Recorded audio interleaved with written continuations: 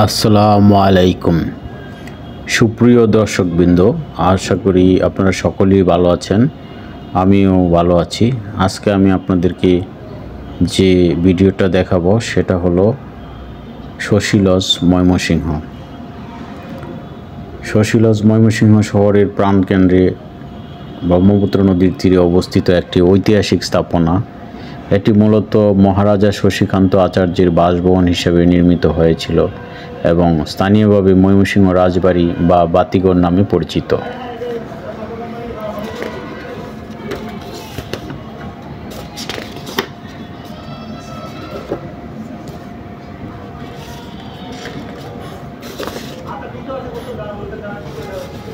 জাদুঘর পরিদর্শনের সময়সূচি প্রথমে আমি জানিয়ে দিচ্ছি। গ্রীষ্মকালীন সময়সূচি 1 এপ্রিল থেকে 30 সেপ্টেম্বর পর্যন্ত, সকাল 10টা থেকে বিকাল 6টা পর্যন্ত খোলা থাকে। দুপুর 1টা থেকে 1টা 30 পর্যন্ত বিরতি। শুক্রবার সকাল 10টা থেকে বিকাল 6টা পর্যন্ত খোলা থাকে। দুপুর 1টা থেকে 2টা পর্যন্ত বিরতি। সাপ্তাহিক বন্ধ রবিবার, পূর্ণ দিবস, সোমবার অর্ধ দিবস এবং অন্যান্য ছুটির দিন বন্ধ থাকে।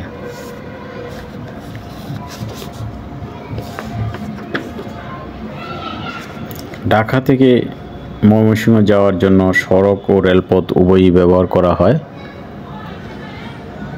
মহাখালী বাস টার্মিনাল হতে বিভিন্ন পরিবহন সংস্থার বাসে প্রায় 2.5 থেকে 3 ঘন্টার মধ্যে ময়মনসিংহ পৌঁছানো যায়।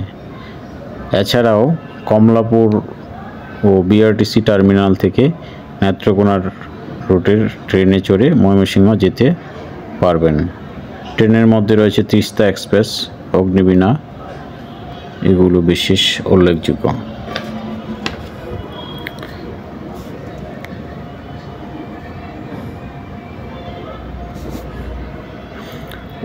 (1897) সালে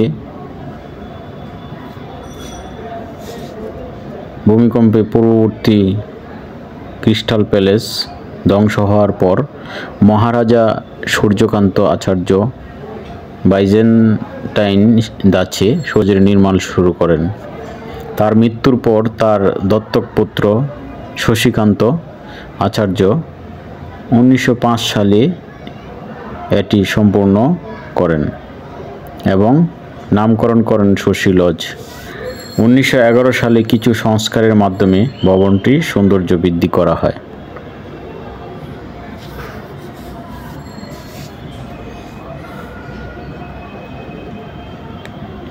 এই ভবনটি প্রায় 9 একর জমির উপর প্রতিষ্ঠিত এবং মার্বেল পাথরে নির্মিত। ভবনের সামনে একটি শ্বেতপাথরের ফোয়ারার মাঝখানে গ্রিক দেবী ভেনাসের একটি মার্বেল মূর্তি স্থাপিত রয়েছে। ভবনের ভিতরে 18টি বিশাল গড়, ঝুলন্ত জারবাতি, মার্বেল পাথরের ফোয়ারা সহ নাচঘর, বিশ্রামঘর ও কাঠের মেঝেযুক্ত হলঘর রয়েছে। দ্বিতীয় তলায় ওঠার জন্য বিশেষ বাদ্যযন্ত্রযুক্ত সিঁড়ি ছিল, যাতে পা রাখলেই সুমধুর সঙ্গীত বাজত।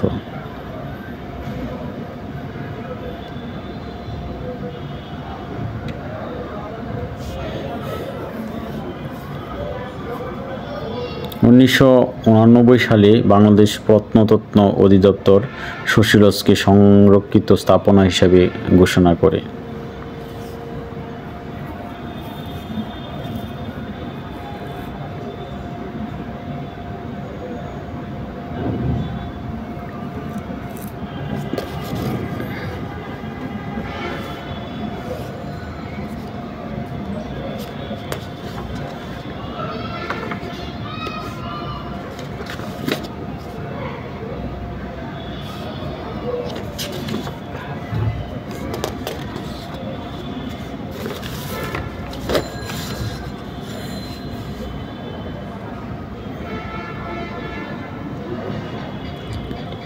শশী লজের ভিতরের দৃশ্যগুলি আপনারা দেখতেছেন।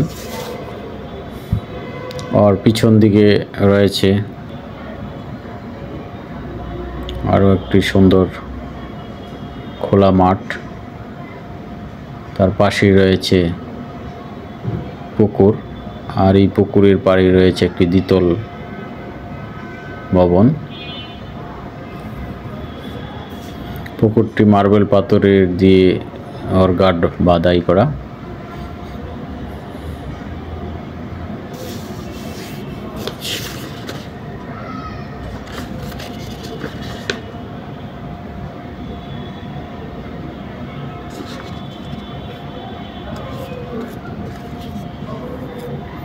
যে আমার পিছনে যে বিল্ডিংটি দেখতে পাচ্ছেন দোতলা, এটি মূলত পুকুরের যে ঘাট রয়েছে ঘাটের সাথেই যুক্ত।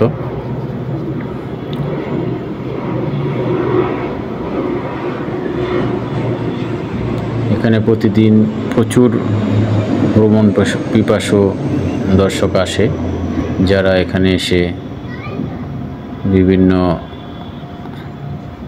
লোকেশনে দাঁড়িয়ে ছবি ওঠায়, ভিডিও করে এবং অনেকটা সেই রাজকীয় জীবনযাপনের স্বাদ আস্বাদন করে।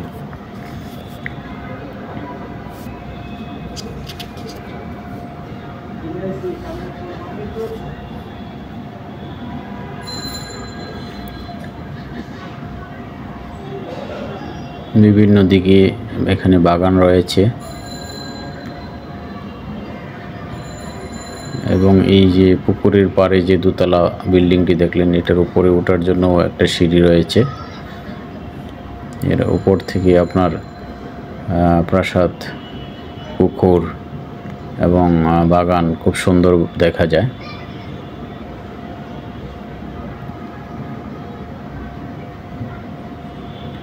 এটার ঠিক উত্তর দিকে রয়েছে রাজপ্রাসাদ, আর দক্ষিণ দিকে রয়েছে পুকুর।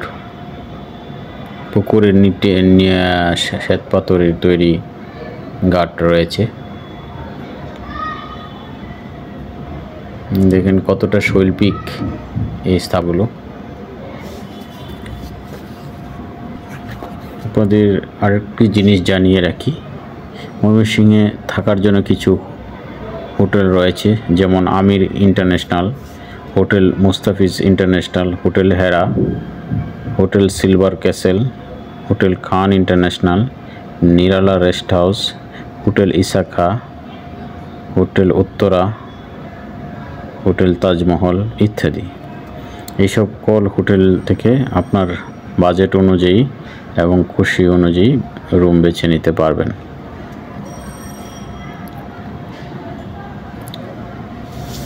শশী লজের সৌন্দর্য এবং ঐতিহাসিক গুরুত্ব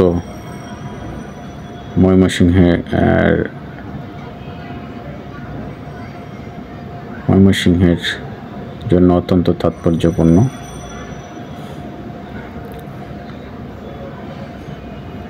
এটি ভ্রমণ পিপাসীদের জন্য একটি চমৎকার গন্তব্য। শশী লজের ঐতিহাসিক ও স্থাপত্যশৈলী আপনাকে অতীতের রাজকীয় জীবনযাত্রার স্বাদ দেবে।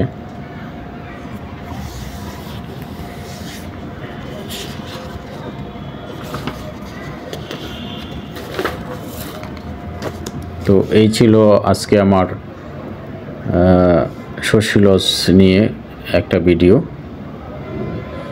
তো ভিডিওটা কেমন লাগলো আপনারা কমেন্টস বক্সে জানাবেন। এটি বর্তমানে ময়মনসিংহ জাদুঘর হিসেবে পরিচিত, ময়মনসিংহ জাদুঘর শশী লজ। তো আপনারা আসলে আশা করি অনেক ভালো লাগবে, আপনারাও দেখতে পারবেন, উপভোগ করতে পারবেন। তো এই ভিডিও থেকে আমি এখানে বিদায় নিচ্ছি। পরবর্তীতে আপনারা কী ধরনের স্থাপনা বা স্থান ভিডিওতে দেখতে চান, যদি কমেন্টস করে জানান তাহলে খুশি হব। আর ভিডিও থেকে যদি কোনো তথ্যগত ভুল বা কোনো কিছু ভুল হয়ে থাকে, আশা করি ক্ষমা সুন্দর দৃষ্টিতে দেখবেন। সবাইকে আমার মাজারুল হক ট্রাভেল ব্লগ ভিডিও থেকে সকলকে স্বাগত জানাচ্ছি এবং আমার এই ট্রাভেল ব্লগ ভিডিওগুলো আপনারা দেখবেন। আপনারা দেখলে আমি উৎসাহিত বোধ করব এবং আরও ভিডিও আপনাদের জন্য তৈরি করার চেষ্টা করব। সবাই ভালো থাকবেন সেই আশা ব্যক্ত করি। সবাই আমার জন্য দোয়া করবেন। আল্লাহ হাফেজ।